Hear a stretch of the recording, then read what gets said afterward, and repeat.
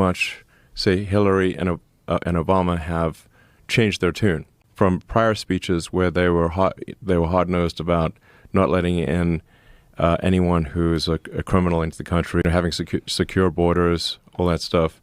So why did they change their tune? The reason is that they discovered that those people vote for them. That's why they want the open borders. Because if you let people in, they know the Democrats let them in, they'll vote for Democrats. Yes. If you allow them to vote. Which they're actively doing. They turn a blind eye to illegal voting.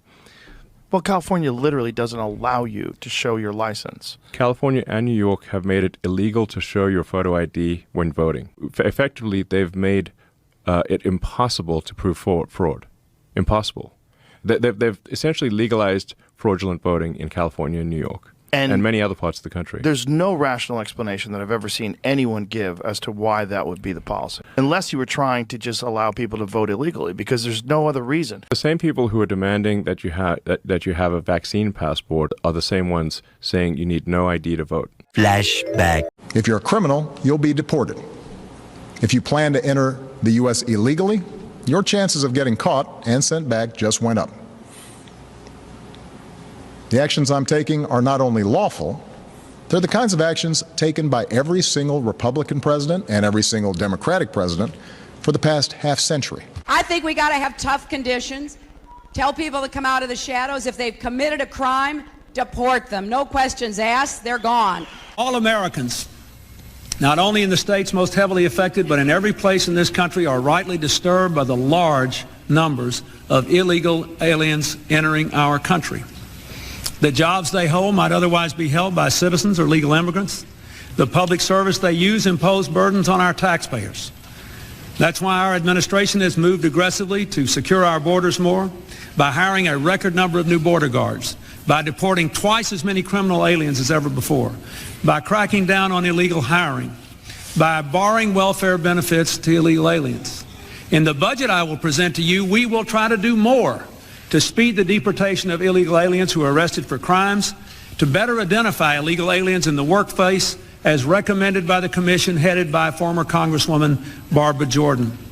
We are a nation of immigrants, but we are also a nation of laws. It is wrong and ultimately self-defeating for a nation of immigrants to permit the kind of abuse of our immigration laws we have seen in recent years, and we must do more to stop it.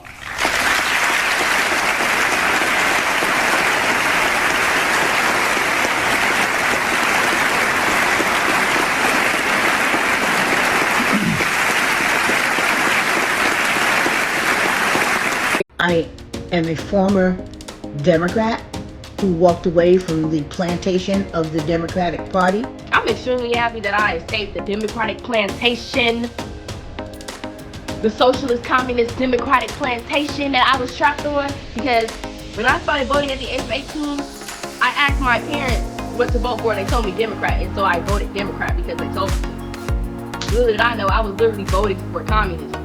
It seems like to me that we're heading into some kind of communist society, and quite frankly with you, I don't like it. They never cared for blacks and Hispanics, and I'm talking about the Democrat Party.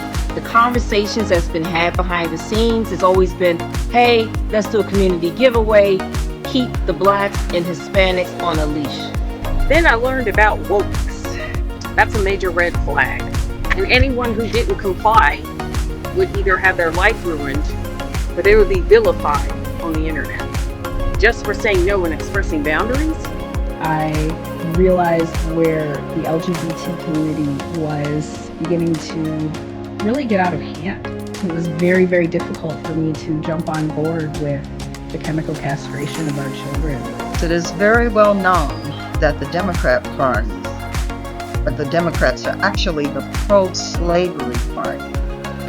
The creators of the KKK and Jim Crow, responsible for the brutal beatings, lynchings, and church bombings. The Republican Party was really the first party of the black people, and knowing that the Democratic Party had very close ties to the creation of the KKK. You know, they were the ones who implemented those Jim Crow laws, and so it just really, really made me think, like, whoa, this is crazy. Go around the streets here in Brooklyn and ask people, why do they like the Democrat Party so much? You can best believe there will be absolutely no answer regarding policies. You're just trained to be Democratic with no train of thought, no questions, no reasoning whatsoever. You know, I knew that I was in a cult, but I felt like, oh, if I can fix it, then it will be okay. I won't have to own up to being in a cult because I will have fixed it from the inside. And I think that's probably how a lot of left-wing people feel today. When I was in high school, my liberal high school I went to, they taught me that black people couldn't be racist. We could only be prejudiced, which is some BS. I walked away from the Democratic Party because when I was fighting for justice for my son, I went to all the different organizations and agencies that are here in New York City that are all run by Democrat. And all of them shunned me, ostracized me, turned their nose on me. The Republicans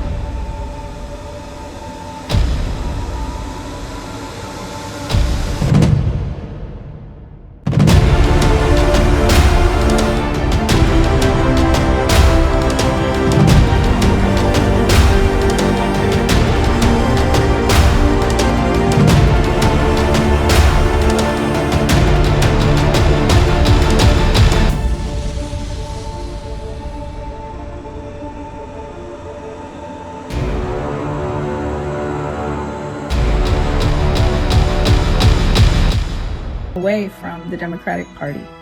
Who's this woman in the red shirt coordinating with local Atlanta police at an anti-ICE protest that escalated into a riot with tear gas and riot police deployed? For every new 100 followers, I'll expose a new group. She's a professional paid protester. Let me show you how. Here she is at the International Workers' Day protest. Here she is again at a pro-Iran rally, at an anti-Trump demonstration, and leading a protest outside Atlanta's ice field office. And she's never alone. Always accompanied by the same woman who I've nicknamed Crazy Babushka. Here they are together at multiple Atlanta protests.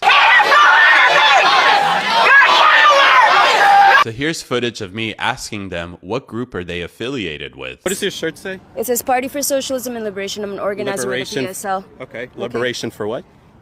Liberation for all oppressed nations and all nations fighting against U.S. imperialism. Their highly organized and coordinated efforts prompted me to investigate their funding. And what I uncovered is a scary foreign influence campaign. The Party for Socialism and Liberation distributes funds to its chapters across the country, including those in Atlanta and Los Angeles. These funds are used to pay protesters like the woman in the red shirt to organize and attend demonstrations. This is the same group that is behind the recent LA riots. Notice the red shirts in LA matching those I filmed in Atlanta? Their funding comes from a $20 million donation by a nonprofit run by Nival Roy Singham, whose wife serves as a board member of that nonprofit. It's simple. $20 million is funneled to the United Community Fund, which then funnels money to PSL. The leader of the PSL, Claudia de la Cruz, also holds a leadership role in the People's Forum, a New York City hub where organizations like the PSL meet and strategize. Between 2017 and 2022, Singham donated $20 million to the People's Forum. Singham, a self-described socialist, lives in China where he regularly meets with Chinese Communist Party officials and attends their events. And that is how these protesters can afford to protest every single day. Do your tweets hurt the company? Are there Tesla owners who say, I don't agree with his political position because, and I know it because he shares so much of it? Or are there advertisers on Twitter that Linda Yaccarino will come and say, you gotta stop, man, or, I can't get these ads because of some of the things you tweet.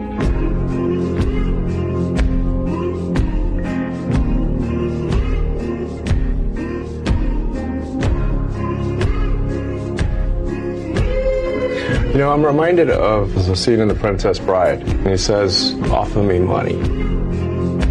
Offer me power. I don't care. So you just don't care. You want to share what you have to say. I'll say what I want to say, and if the consequence of that is losing money, so be it. When it's time to go, you can choose how. You can wait for enforcement, or you can leave on your terms. The CBP Home app lets you self-deport with dignity, directly and securely. Don't wait. Decide how it ends. Crime harder. Crime harder. Trump is your president. Crime harder. Crime harder. Trump is your president.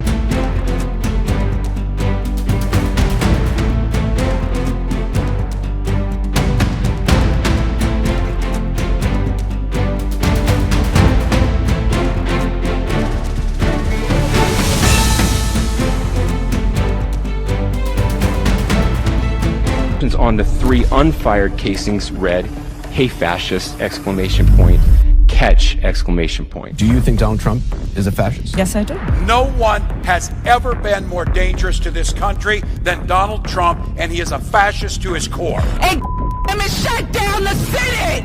We are at war! We're at a war right now. We are at war. So you have to be willing to do whatever is necessary in order to save the country.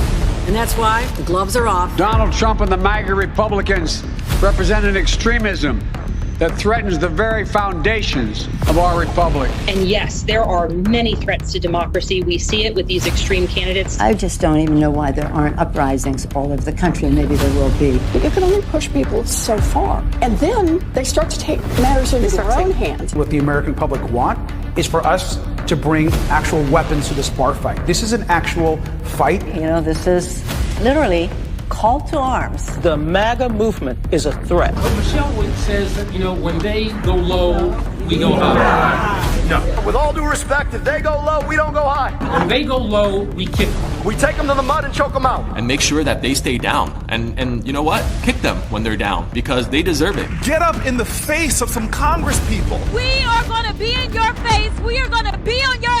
We have to fight this in the streets. We're going to fight it in the streets. It's time to step out of your comfort zone and step out into the streets. To our Republican colleagues, if you do not see the light, we will bring the fire. Resist! You and your little friend off of Twitter. Y'all about to find out. And if you see anybody from that cabinet in a restaurant, in a department store, at a gasoline station, you get out and you create a crowd. And you push back on them. And you tell them they're not welcome anymore, anywhere. He's not going to have a third term. He may not finish his term. That's the last few days you woke up thinking there might be news. Just saying. Just saying. There will be news sometime. Just so you know, there will be news.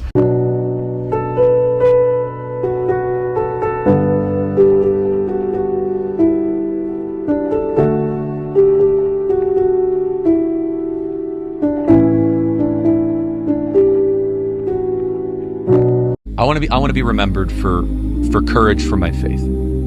That would be the most important thing. Most important thing is my faith in my life.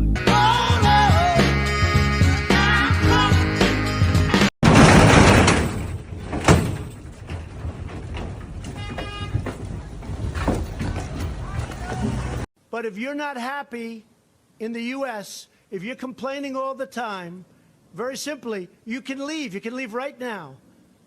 Come back if you want. Don't come back. It's okay too. But if you're not happy, you can leave.